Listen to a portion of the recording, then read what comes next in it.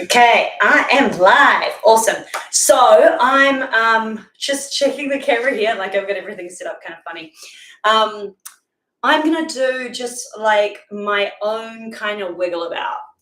And I'm gonna guide you guys through it as well as I do it. So I'll do my best to guide it, but I am also here doing my own thing. So we'll see how this goes. I'm just gonna spend about like 30-ish minutes or so. So just gonna put my timer on that so I can keep an eye on stuff. Totally should have got that sorted beforehand. Oh, Erin, Zen Warrior here. Nice to meet you all. So please don't forget, before you get started, if you're going to follow along with this, to like and subscribe. It is my endeavor to try and put out at least one yoga video a week. I'm constantly doing so much stuff, and actually it's not that I don't yoga every day, it's getting the recording going, as a lot of people will know who do this kind of thing on YouTube already, that actually the recording part of it and actually getting organized can sometimes be more. But I've got quite a nice setup here that makes it kind of easier for me now, so I'm hoping that this is going to be super beneficial. Anyway, if you have any requests as to areas of mobility, my background is like a mobility coach and a holistic wellness person. I work with a lot of chronic disease, and I'm very much about tuning the body to elevate consciousness. And I've never put it that way before, but I was thinking about what I'm doing, and it's really about elevating energy vibration so that people can live better lives. So the body becoming a great body and a strong body and a body that finds its hum is really about finding balance for the whole being to be strong and play and do all of those things, but also to be strong in themselves on an energetic level so that they can be great creators. Manifestors is one of those words that you hear thrown about a lot, but I do mean that. I just hate the faddish nature of it. But so that you can become more centered and you can become more hearty and give more to the world and to the community that you have around you and to your family. So I can do the same. So I'm going to get started. I'm going to start, and I'm hoping that we can see everything here. So I'm going to start with a little cross on my feet there, and I'm just going to wriggle back and forward. So you'll see this in CrossFit as bone soaring, but today I'm doing it as the beach roll. And what they don't often do in CrossFit is they don't often do their feet. They usually do their calf and their Achilles, but I'm going to turn it around so you can see. So I'm compressing by sitting on that and pressing into that and wiggling left to right. And then I'm putting my weight on that. And what some people do is they kind of sit here and try to do this. And it's a fabulous little butt wiggle. But it's actually not as effective as like trapping the tissue, sitting the weight, and then wriggling back and forward, or left to right, sorry.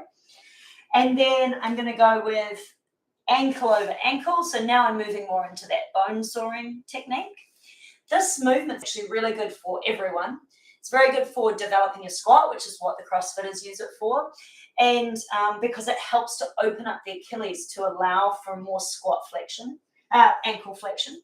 And then for the average person, just your ability to dorsiflex your foot up as you walk, the strength that and the openness that you have in that to be able to do that, and the more you develop that, the better you walk and the stronger you are, and the higher you will jump. So even if you're a basketballer, worth a look. And I'm going to take this up. And I've actually had a little, discovered an old tear in my foot recently. So I took up capoeira last year, and then started to notice that I was getting plantar fascial issues, which I've never had before. But because of all the twisting and spinning we do on our feet, and at my lovely 41 years of age, I had noticed it pulling over my heel at random times. Not even when I was doing the hard stuff, but just getting up from the floor and all of a sudden kind of hobbling along. And so I had some work done on the tissue, and now I'm making sure that I'm consistently resetting that tissue, stretching the feet out and working into the tissue using this technique. Those plantar fascial issues give you an indication of where you might be at risk for even an Achilles tear. And to me, the Achilles should never rupture. Like, it's not designed to rupture. That's not the design of it. And certainly a grade 3 tear where it pulls apart like that to the point where they have to like cut into you and stitch it down, that should never happen. And that's due to the lack of tuning we have in our lives. And I change sides now. So I worked all the way up that calf. I even quite like, this is what I've been doing, where I've been sitting on it and then like keeping my weight on it and just running my shin down my calf. I really like how that feels. So I'm going to change sides, the top of my foot into the bottom of my foot and wriggle left to right.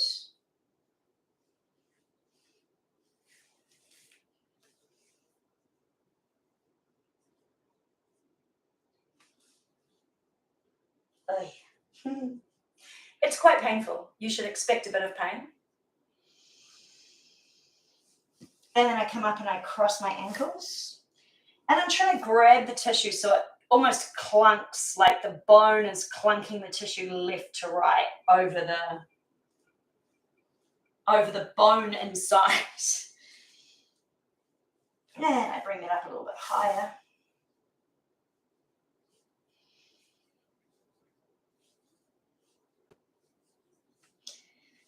So very good pre and post running. Very good pre and post anything. Very good also to look after the calf tissue, to take care of your heart more. The better your ankle moves, the more your calf pumps, the more you get up and walk around from your desk every 30 minutes to an hour, the less load on your heart. Because that calf and that action pumps that blood back up.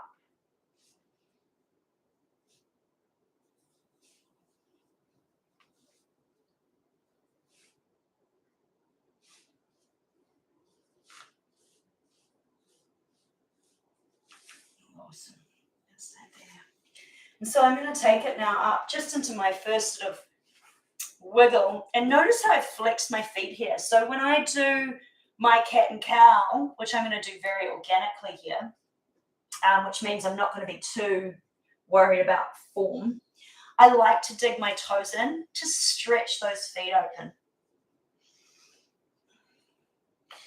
If, however, you're not very good at this point here, you may actually want to push back into that and stretch those feet open that way. For me, this is my weaker flexion.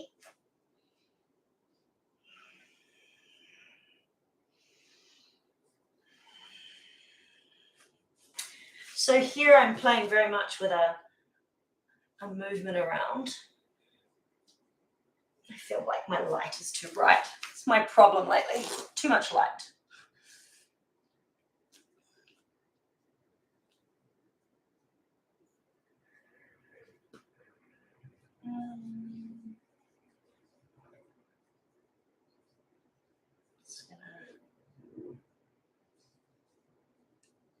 Oh, yeah, that's a little better.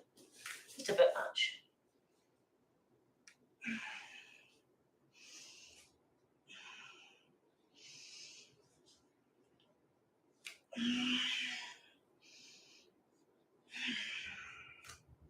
Focusing my breath into nose breathing.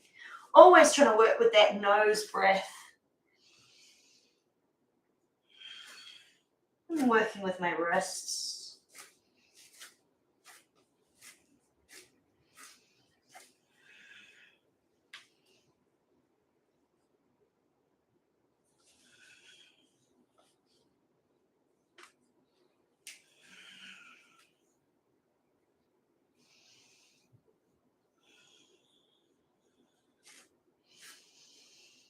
I'm going to take those feet a little bit wider, dig in for my down dog. Now in down dog, I'm super fussy. For me, it's all about the line from my hand to my butt. So that's that pre-handstand line. I'm going to put my hands just one handprint apart. So I'm not out here. I'm like there. With my knees slightly further back if I'm less bendy. But I'm relatively bendy. I've got a super kind of decent down dog. So from here, I'm going to push everything through to my thighs look for my belly button, suck my abs in, and then really working on that line from my hand to my butt. I'm just going to give it a wiggle. And from here, I'm just going to play with the legs. So this is, I'm not worrying too much about form. I'm just seeing what I can find. I can play with bending and stretching that leg.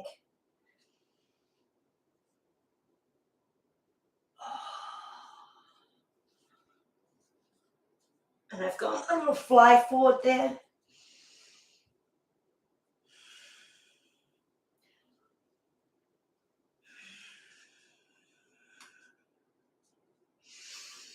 going to show you that action from the front as well so you can see what I'm doing with my legs. So I'm in this position here. I'm going to go to the other side. Reaching it up, playing it open, playing with bending and straightening the legs.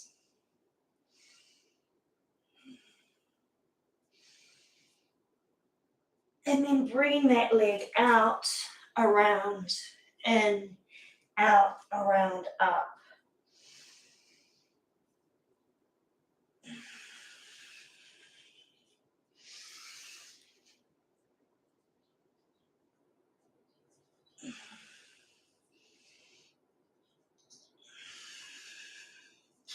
I'm going to bring that down into a child pose.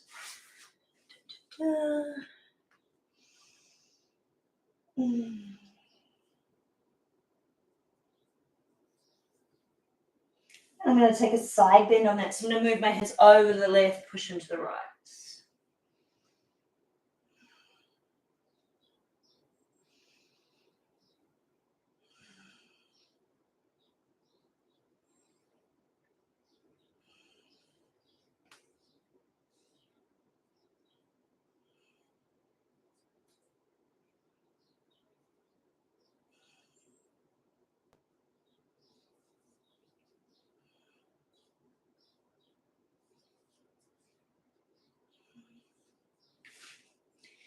And take it all over to the left.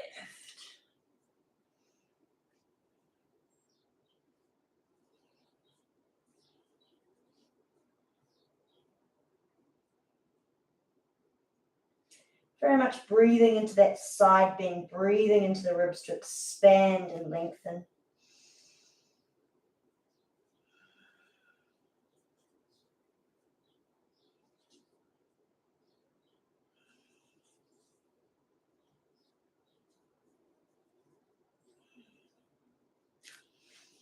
Bring it back to the center. Take this all the way forward. Still playing with the dynamics of what looks good angle-wise in this room. So do forgive me if it's not perfect. So from here, I'm going to go with, it's a very cool, subtle version of back bending. I'm going to start with my locust pose. I'm just going to take my hands back behind me and to link them behind my back. I'm going to bring my feet together, but it's easier if your feet are apart. I'm going to take a breath in. And I'm going to reach out with a held breath, reach my hands towards my feet, and then I'm going to lift them up. Actually, that's a snake, not a locust, my bad. And then I'm going to come down. Breath out. Breath in and up. Take it nice and high. Down. So if you had your legs apart, it would be the same thing.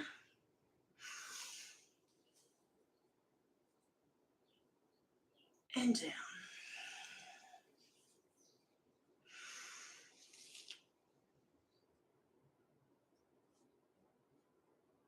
And down. And I'm just going to bring myself up into a little bit of a up on elbows kind of up dog here, so a little short one. I'm just going to give it a little wriggle there. And then from here, taking my hands nice and wide, I'm going to bring that up into a seal pose. I want to keep my shoulders down the back, and I want to keep my abdominals sucked in. So I'm really pulling the dantian, that point that's just an inch or so lower than your belly button. Really pulling that right in. My glutes are off. I've got my legs nice and relaxed in this position. My hands are just out slightly wider and I'm coming up. So it's not that full, like right in under the shoulders up dog. Just nice and subtle, playing with pushing my chest forward. Abs on, hooking my pelvis and pulling my chin back, shoulders away from the ears.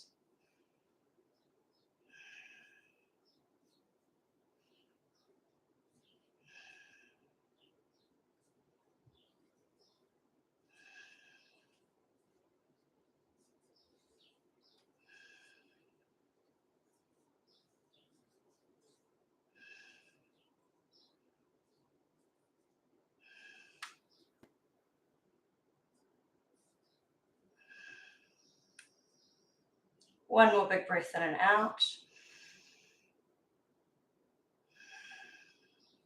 Now I'm going to go through like very informally, not worrying about it too much, just to get the movement going. I'm going to go through like little baby kind of chaturanga type movement. So I'm going to go back to child.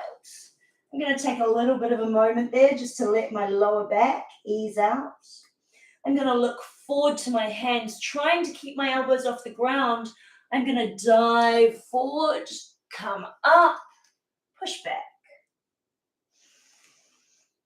Looking forward, dive forward, up, push back. Looking forward, dive forward, back.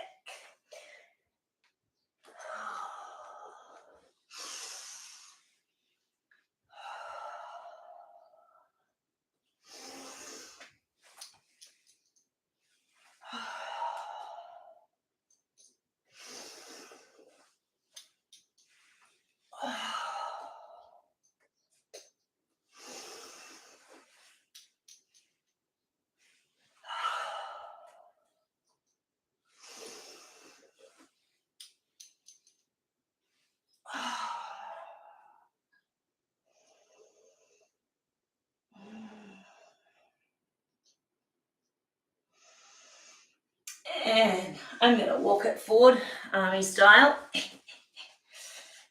Before I do that, actually, I'm going to take this top off because it's a little warm in here. It's winter here in New Zealand, so I constantly have the heat pump giving me some heat. And then you start moving and then it's too much heat. So, crawl it forward. From here.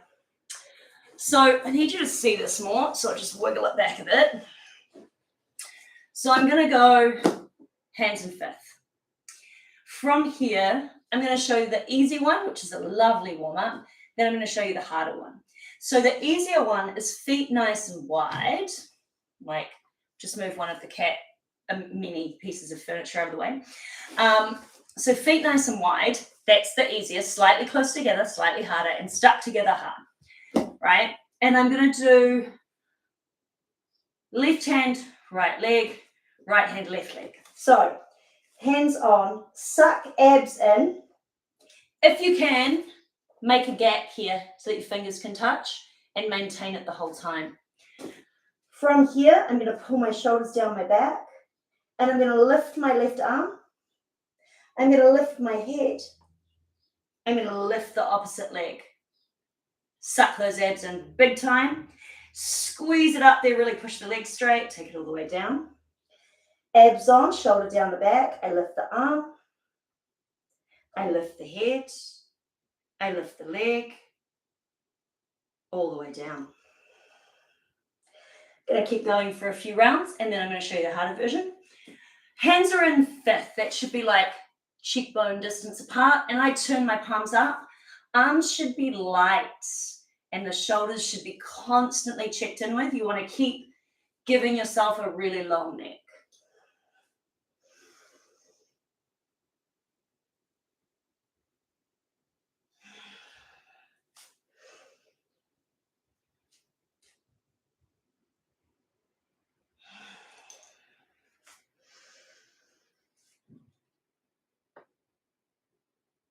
I'm very light on this hand, yeah?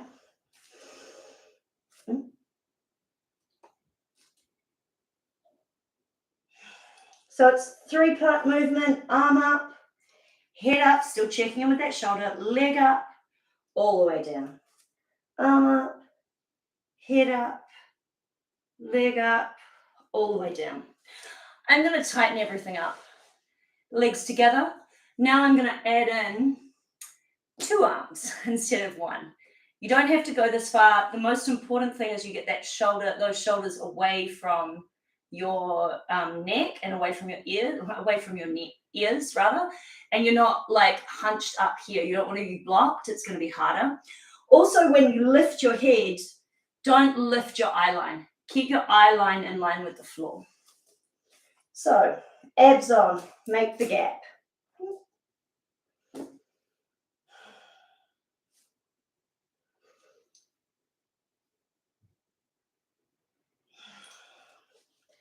Arms, head, legs.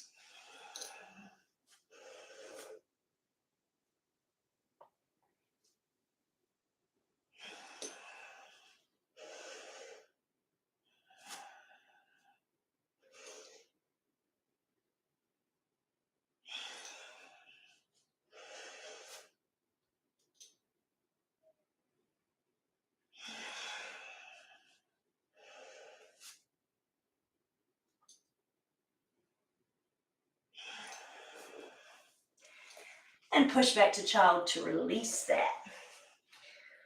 Oh.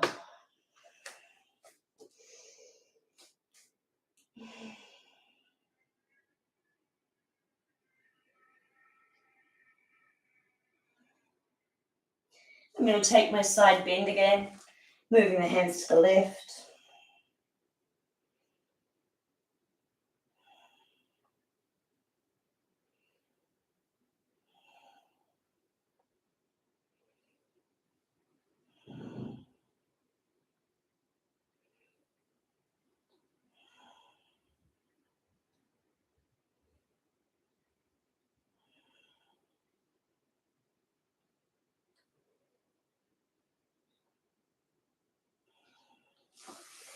And to the other side, to the right.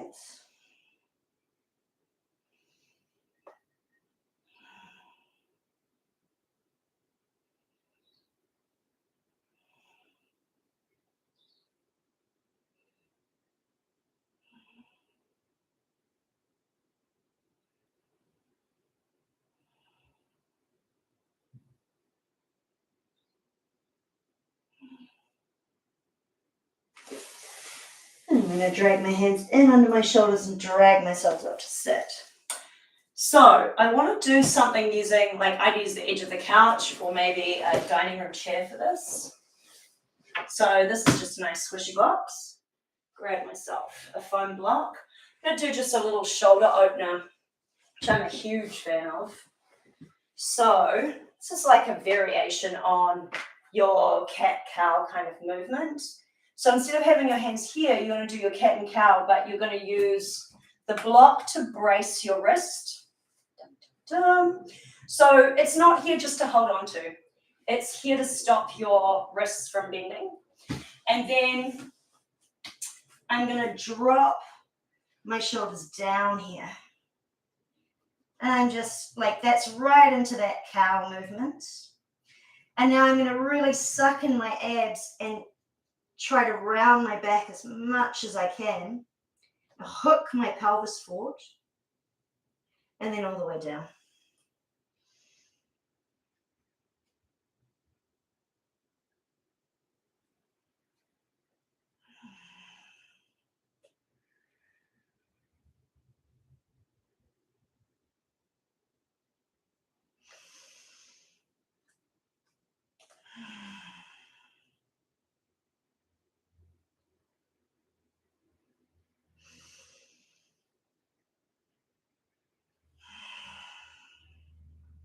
Now I might be a bit more organic about it and start to wind into it. So I'm going to make the movement left to right and maybe in big circles like I was doing earlier.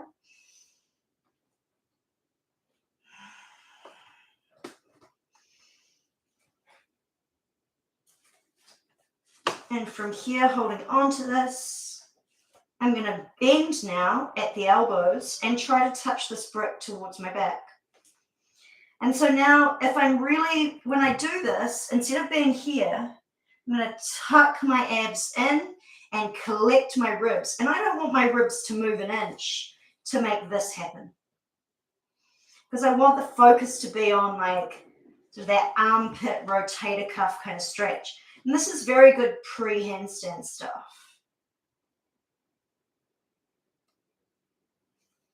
Especially when you had shoulders that were as jacked as mine.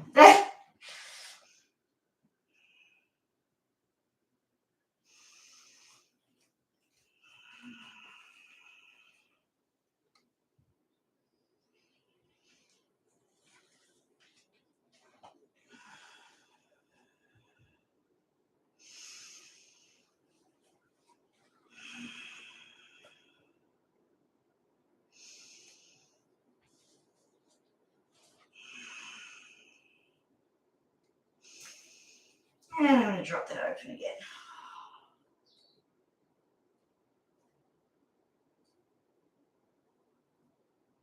And you can see from my back here and my shoulders, not hugely bendy through here. Like this is an area that used to be like a plank for me. So I really had to work on opening my shoulders and back bend. I mean, I was pretty much what I would refer to now as quite broken in that way.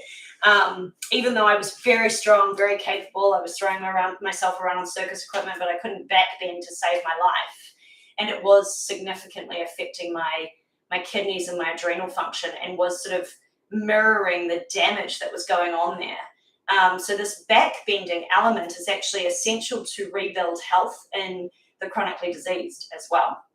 So I'm going to take it into a nice little forward fold now. So I was kind of thinking about this as I was moving before. It's like, what element of movement would I want now? And I want something that flows. I'm going to tuck a leg, so I'm starting on my left. I'm going to bring my hands up. I'm going to reach all the way forward, slight flexion on the foot, but not super hard. I'm going to reach forward, reach forward, reach forward, reach forward, reach forward. And then I'm going to just round, drag it up using my abs. And I'm going to do that a few times just to get that movement going.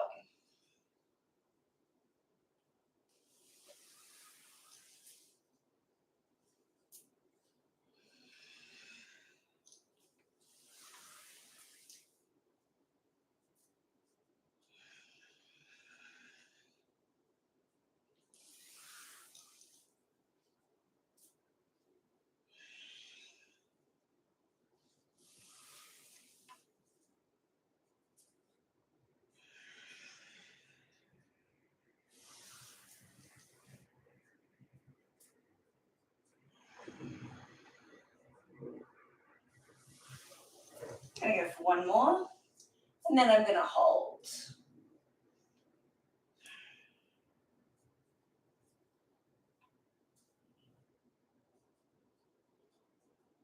When I do this stretch, I want to like pull this hip that I'm working on slightly back that way, just to square the hips. And you're going to find as soon as you make that slight adjustment back with the hip, that it actually, you get a whole new stretch basically, and it's a little bit more intense. So a lot of the times we cheat this stretch by pushing the hip forward, and then we're not, actually if I'm square to my hips, I'm here.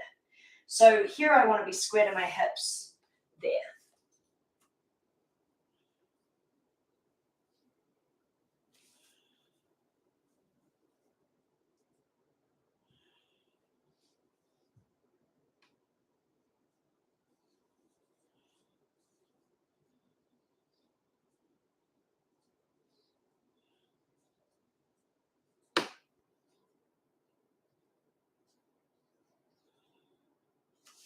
I'm going to slowly walk that up.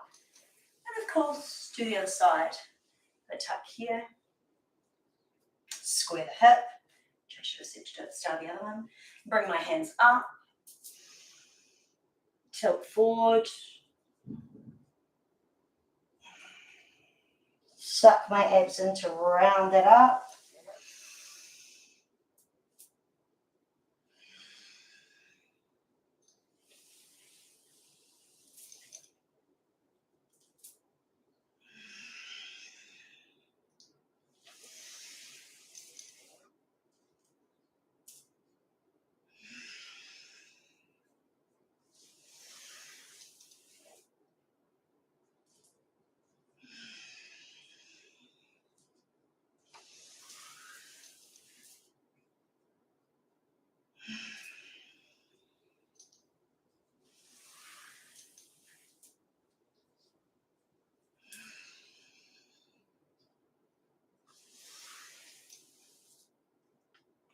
Last one, and I'm going to hold.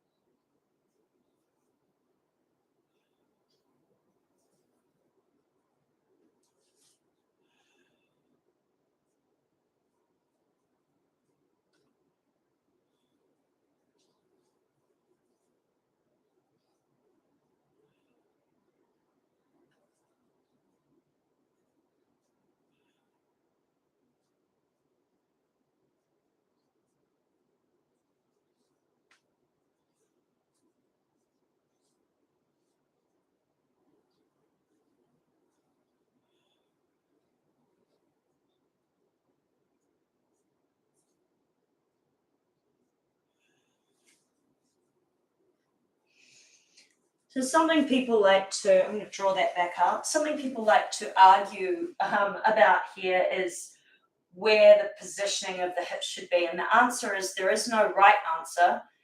There is no wrong answer. It depends on what you're going for. So I'm a big fan of the forward fold, especially after back bending, because I want to marry my back bending with my forward folding and my forward folding with my back bending because they're opposites and they're complementary.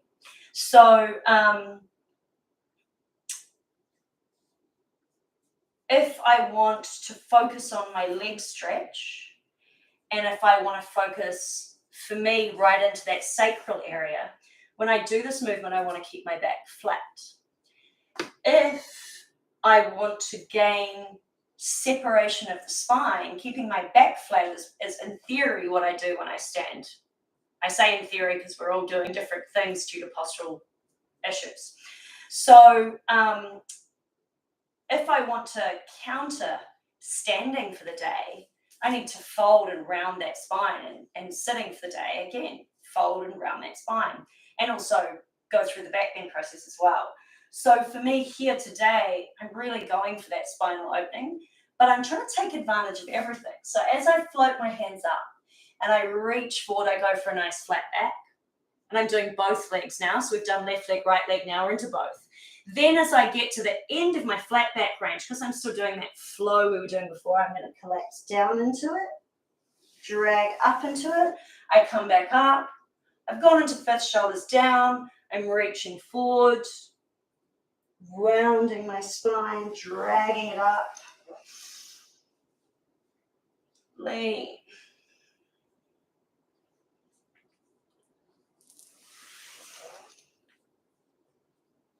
I was going for a hard flexor, and I'm going to soften the feet slightly.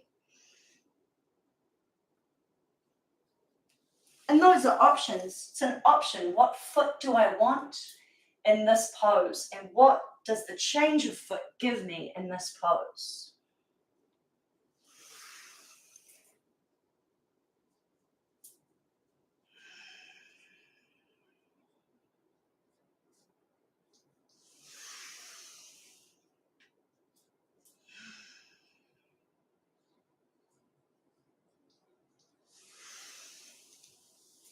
Last one. And we're going to hold down there.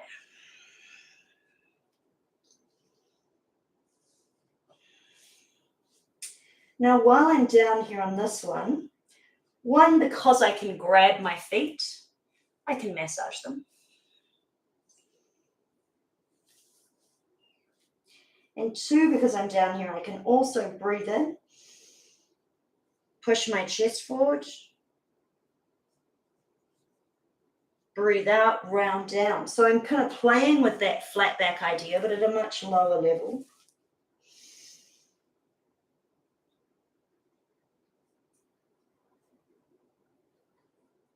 And that really gets nice and low down here.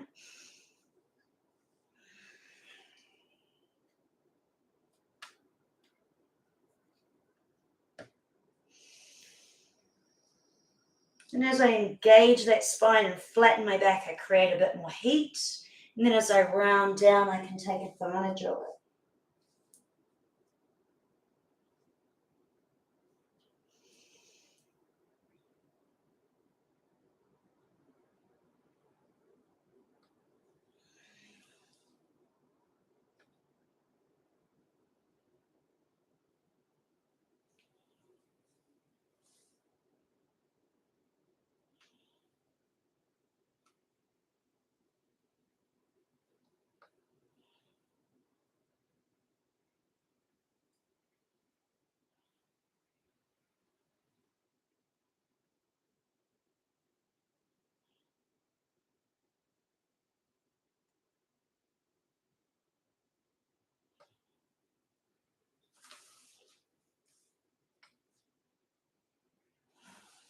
Slowly going to walk it up. And from here to end your practice, either you flow into what works for you from here. What do you feel you need? Is it time for a twist of some description? Is it time for a pigeon pose? What comes next for you? And then if this is all you have time for today, just wiggling it forward, taking your legs wide, and taking that moment just to lie down and see how your body feels. See what you notice.